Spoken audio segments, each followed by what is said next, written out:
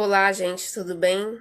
Eu sou pastora Priscila Gama e eu vou tentar passar aqui 60 dias lendo o Novo Testamento com vocês. E hoje eu vou ler o Evangelho de Mateus, do capítulo 1 ao capítulo 5. Essa live vai ficar gravada para você estar acompanhando quando você puder. Aqui eu tenho um documento que eu posso estar passando depois para você, se você me passar um direct. Com a lista dos capítulos que nós vamos ler, tá bom? Então, pega a tua Bíblia aí, se você tiver a linguagem de hoje, é nessa linguagem que eu vou ler. É a nova linguagem de hoje, tá bom? Porque é uma linguagem de mais fácil entendimento, as pessoas conseguem entender melhor, então eu vou estar lendo. Então, você pega a sua Bíblia e vamos lá, vamos tentar passar isso para vocês e também para o pessoal da minha igreja, da IDPB Aracaju, que está fazendo essa campanha de leitura da Bíblia, 60 dias lendo o Novo Testamento. E a gente vai começar hoje.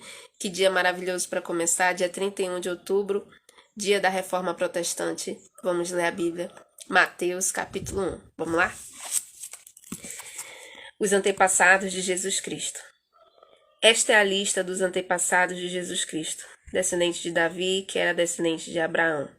Abraão foi pai de Isaque, Isaque foi pai de Jacó, e Jacó foi pai de Judá e dos seus irmãos. Judá foi pai de Pérez e de Zera, e a mãe deles foi Tamar. Pérez foi pai de Esrom, que foi pai de Arão. Arão foi pai de Aminadab, que foi pai de Nazon, que foi pai de Salmão. Salmão foi pai de Boaz, e a mãe de Boaz foi Raabe. Boaz foi pai de Obed, e a mãe de Obed foi Rute. Obed foi pai de Jessé, que foi pai do rei Davi. Davi e a mulher, que tinha sido esposa de Urias, foram os pais de Salomão. Salomão foi pai de Roboão, que foi pai de Abias, que foi pai de Asa. Asa foi pai de Josafá, que foi pai de Jorão, que foi pai de Uzias. Uzias foi pai de Jotão, que foi pai de Acás, que foi pai de Ezequias. Ezequias foi pai de Manassés, que foi pai de Amon, que foi pai de Josias.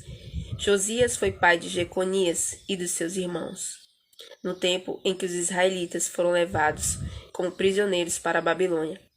Depois que o povo foi levado para a Babilônia, Jeconias foi pai de Salatiel, que foi pai de Zorobabel. Zorobabel foi pai de Abiúde, que foi pai de Eliaquim, que foi pai de Azor. Azor foi pai de Sadoc, que foi pai de Aquim, que foi pai de Eliúde.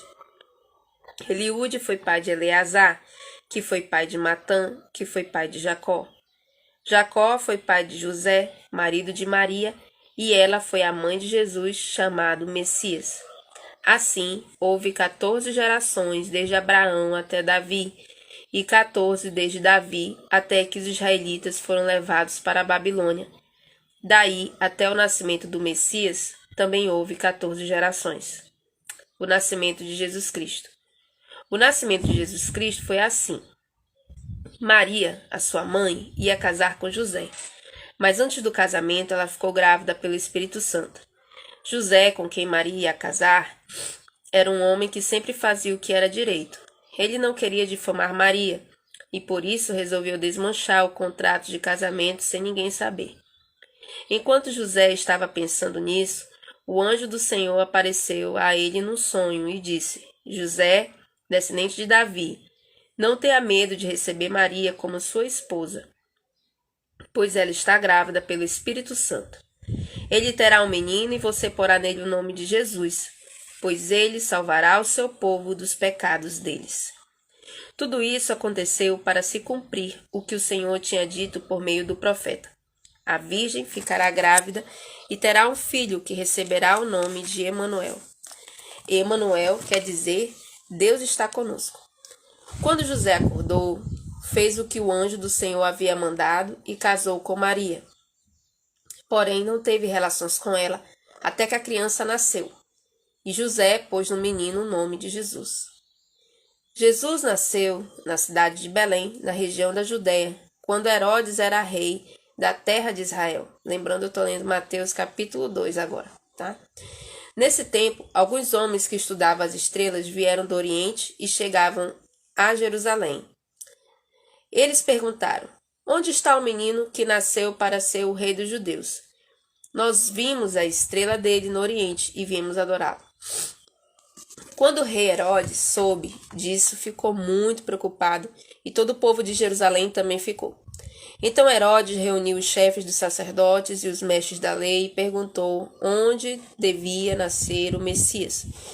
Eles responderam: Na cidade de Belém, na região da Judéia, pois o profeta escreveu o seguinte: Você, Belém, da terra de Judá, de modo nenhum é a menor entre as principais cidades de Judá, pois de você sairá o líder que guiará o meu povo de Israel.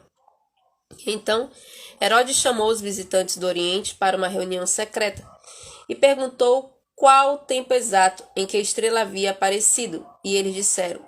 Depois os mandou a Belém com a seguinte ordem: Vão e procurem informações bem certas sobre o menino, e quando o encontrarem, me avisem para eu também ir adorá-lo. Mateus capítulo 2, versículo 9 agora. Depois de receberem a ordem do rei, os visitantes foram embora. No caminho viram a estrela, a mesma que tinham visto no Oriente. Ela foi adiante deles e parou acima do lugar onde o menino estava. Quando viram a estrela, eles ficaram muito alegres e felizes. Entraram na casa e encontraram o menino com Maria, sua mãe. Então se ajoelharam diante dele e o adoraram. Depois abriram os seus cofres e lhes ofereceram presentes, ouro, incenso e mirra. E num sonho, Deus os avisou que não voltassem para falar com Herodes. Por isso voltaram para sua terra por outro caminho. A fuga para o Egito. Depois que os visitantes foram embora, um anjo do Senhor apareceu num sonho a José e disse: Levante-se, pegue a criança e a sua mãe e fuja para o Egito. Fiquem lá até eu avisar, pois Herodes está procurando a criança para matá-la. Então José se levantou no meio da noite, pegou a criança e a sua mãe e fugiu para o Egito. E eles ficaram lá até a morte de Herodes. Isso aconteceu para se cumprir o que o Senhor tinha dito por meio do profeta. Eu chamei o meu filho, que estava na terra do Egito. A matança das crianças. Quando Herodes viu que os visitantes do Oriente o haviam enganado, ficou com muita raiva e mandou matar, em Belém e nas suas vizinhanças, todos os meninos de menos de 2 anos. Ele fez isso de acordo com a informação que havia recebido sobre o tempo em que a estrela havia aparecido. Assim se cumpriu o que o profeta Jeremias tinha dito. Ouviu-se um som em Ramá, o som de um choro amargo. Era Raquel chorando pelos seus filhos. Ela não quis ser consolada, pois todos estavam mortos. Depois que Herodes morreu, um anjo do Senhor apareceu num sonho a José, no Egito, e disse: Levante-se, pegue a criança e a sua mãe e volte para a terra de Israel, pois as pessoas que queriam matar o menino já morreram. Então José se levantou, pegou a criança e a sua mãe e voltou para a terra de Israel.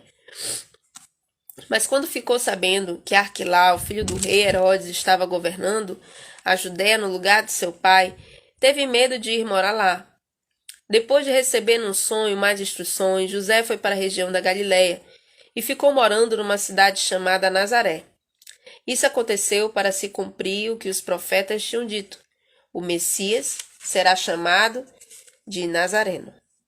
Mateus capítulo 3. A mensagem de João Batista. Naquele tempo, João Batista foi para o deserto da Judéia e começou a pregar, dizendo: Arrependam-se dos seus pecados, porque o reino do céu está perto.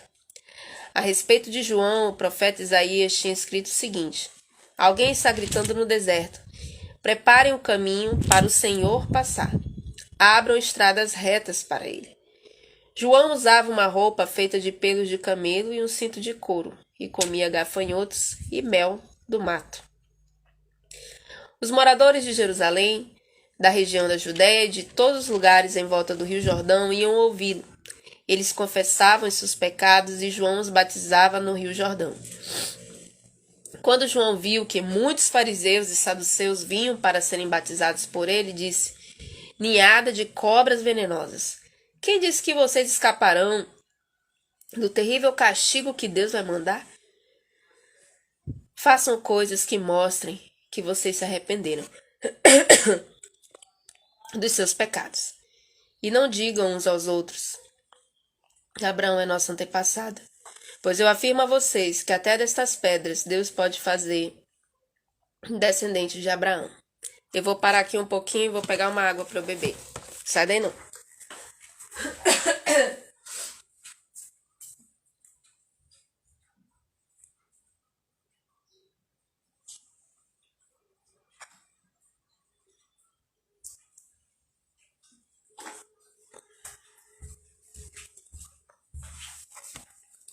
Voltei.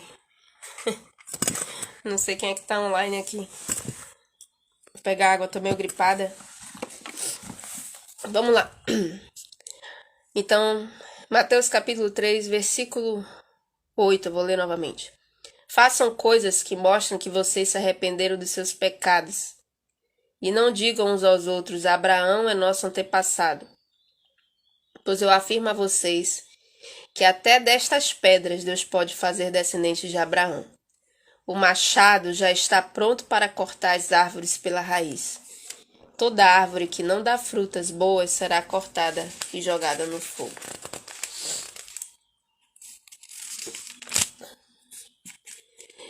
Eu os batizo com água para mostrar que vocês se arrependeram dos seus pecados. Mas aquele que virá depois de mim os batizará com Espírito Santo e fogo. Ele é mais importante do que eu, e não mereço a honra de carregar as sandálias dele.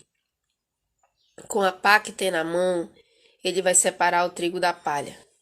Guardará o trigo no seu depósito, mas queimará a palha no fogo que nunca se apaga. O batismo de Jesus. Naqueles dias, Jesus foi a Galiléia até o Rio Jordão, a fim de ser batizado por João Batista. Mas João tentou convencê-lo a mudar de ideia, dizendo: Eu é que preciso ser batizado por você, e você está querendo que eu o batize? Mas Jesus respondeu: Deixe que seja assim agora, pois é dessa maneira que faremos tudo o que Deus quer. E João concordou. Logo que foi batizado, Jesus saiu da água. O céu se abriu, e Jesus viu o Espírito de Deus descer como uma pomba e pousar sobre ele. E do céu veio uma voz que disse: Este é o meu filho querido, que me dá muita alegria. Mateus capítulo 4. Então o Espírito Santo levou Jesus ao deserto para ser tentado pelo diabo. E depois de passar 40 dias e 40 noites sem comer, Jesus estava com fome. Então o diabo chegou perto dele e disse: Se você é o Filho de Deus, mande que essas pedras virem pão. Jesus respondeu: As Escrituras Sagradas afirmam: o ser humano não vive só de pão, mas vive de tudo o que Deus diz.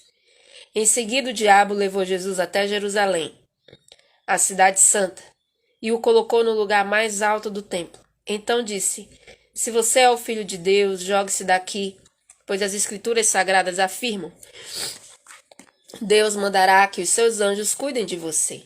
Eles vão segurá-lo com as suas mãos para que nem mesmo os seus pés sejam feridos nas pedras.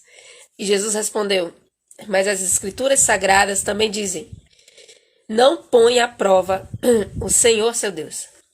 Depois o diabo levou Jesus para um monte muito alto, mostrou-lhe todos os reinos do mundo e as suas grandezas e disse: Eu lhe darei tudo isso se você se ajoelhar e me adorar. E Jesus respondeu: Vá embora, Satanás. As Escrituras Sagradas afirmam: Adore o Senhor seu Deus e sirva somente a Ele. Então o diabo foi embora, e vieram os anjos e cuidaram de Jesus.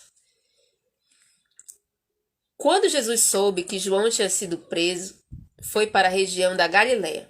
Não ficou em Nazaré, mas foi morar na cidade de Cafarnaum, na beira do lago da Galiléia, nas regiões de Zebulon e Naftali. Isso aconteceu para se cumprir o que o profeta Isaías tinha dito: terra de Zebulon e terra de Naftali, na direção do mar, do outro lado do rio Jordão, Galiléia, onde moram os pagãos. O povo que vive na escuridão verá uma forte luz, e a luz brilhará sobre os que vivem na região escura da morte. Daí em diante, Jesus começou a anunciar a sua mensagem: Ele dizia: arrependam-se dos seus pecados, porque o reino do céu está perto. Jesus estava andando pela beira do lago da Galileia, quando viu dois irmãos. Eram pescadores, Simão, também chamado de Pedro, e André. Eles estavam no lago pescando com redes. E Jesus lhes disse: venham comigo, que eu ensinarei vocês a pescar gente. Então eles largaram logo as redes e foram com Jesus. Um pouco mais adiante, Jesus viu outros dois irmãos, Tiago e João, filhos de Zebedeu. Eles estavam no barco junto com o pai, consertando as redes. Jesus chamou os dois, e no mesmo instante eles deixaram o pai e o barco e foram com ele. Jesus andou por toda a Galileia, ensinando nas sinagogas, anunciando a boa notícia do reino e curando as enfermidades e as doenças graves do povo. As notícias a respeito dele se espalharam por toda a região da Síria. Por isso o povo levava a Jesus pessoas que sofriam de várias doenças e de todos os tipos de malha, isto é, epiléticos, paralíticos e pessoas dominadas por demônios, e ele curava a todos. Grandes multidões o seguiam. Era gente da Galileia, das 10 cidades de Jerusalém, da Judéia e das regiões que ficam no lado leste do Rio Jordão. Quando Jesus viu aquelas multidões, subiu um monte e sentou-se. Os seus discípulos chegaram perto dele e ele começou a ensiná-los. Mateus capítulo 5, versículo 3. A verdadeira felicidade. Jesus disse: felizes as pessoas que sabem que são espiritualmente pobres, pois o reino dos céus é delas. Felizes as pessoas que choram, pois Deus as consolará. Felizes as pessoas humildes, pois receberão o que Deus tem prometido.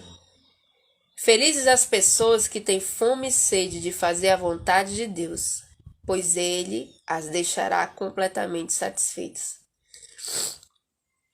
Felizes as pessoas que têm misericórdia dos outros, pois Deus terá misericórdia delas. Felizes as pessoas que têm o coração puro, pois elas verão a Deus. Felizes as pessoas que trabalham pela paz, pois Deus as tratará como seus filhos. Felizes as pessoas que sofrem perseguições por fazer a vontade de Deus, pois o reino do céu é delas. Felizes são vocês quando os insultam, perseguem e dizem todo tipo de calúnia contra vocês por serem meus seguidores. Fiquem alegres e felizes, pois uma grande recompensa está guardada no céu para vocês. Porque foi assim mesmo que perseguiram os profetas que vieram antes de vocês. Vocês são o sal para a humanidade, mas se o sal perde o gosto, deixa de ser sal e não serve para mais nada. É jogado fora e pisado pelas pessoas que passam. Vocês são a luz para o mundo. Não se pode esconder uma cidade construída sobre um monte. Ninguém acende uma lamparina para colocá-la debaixo de um cesto. Pelo contrário, ela é colocada no lugar próprio para que ilumine todos os que estão na casa. Assim também, a luz de vocês deve brilhar, para que os outros vejam as coisas boas que vocês fazem e louvem o Pai de vocês que está no céu. Não pensem que eu vim para acabar com a lei de Moisés ou com os ensinamentos dos profetas. Não vim para acabar com eles, mas para dar o seu sentido completo. Eu afirmo a vocês que isto é verdade. Enquanto o céu e a terra durarem, nada será tirado da lei, nem a menor letra, nem qualquer acento, e assim será até o fim de todas as coisas. Portanto, qualquer um que desobedecer ao menor mandamento e ensinar os outros a fazerem o mesmo será considerado o menor do reino do céu. Por outro lado, quem obedecer à lei e ensinar os outros a fazerem o mesmo será considerado grande no reino do céu. Pois eu afirmo a vocês que só entrarão no reino do céu se forem mais fiéis em fazer a vontade de Deus do que os mestres da lei e os fariseus. O ódio. Vocês ouviram o que foi dito aos seus antepassados: não mate, quem matar será julgado. Mas eu lhes digo que qualquer um que ficar com raiva do seu irmão será julgado. Quem disser ao seu irmão: você não vale nada, será julgado pelo tribunal. E quem chamar o seu irmão de idiota estará em perigo de ir para o fogo do inferno. Portanto, se você estiver oferecendo no altar a sua oferta a Deus e lembrar que o seu irmão tem alguma queixa contra você, deixe a sua oferta ali na frente do altar e vá logo fazer as pazes com seu irmão. Depois volte e ofereça a sua oferta a Deus. Se alguém fizer uma acusação contra você e levá-la ao tribunal, entre em acordo com essa pessoa enquanto ainda é tempo antes de chegarem lá. Porque depois que chegarem ao tribunal, você será entregue ao juiz. O juiz o entregará ao carcereiro e você será jogado na cadeia. Eu afirmo a você que isto é verdade. Você não sairá dali enquanto não pagar a multa toda. Vocês ouviram o que foi dito: não cometa adultério. Mas eu lhes digo, quem olhar para uma mulher e desejar possuí-la já cometeu adultério no seu coração. Portanto, se o seu olho direito faz com que você peque, arranque-o e jogue-o fora. Pois é melhor perder uma parte do seu corpo do que o corpo inteiro. Será tirado no inferno. Se a sua mão direita faz com que você peque, corte e jogue-a fora. Pois é melhor perder uma parte do seu corpo do que o corpo inteiro ir para o inferno. Foi dito também: quem mandar sua esposa embora deverá dar a ela um documento de divórcio.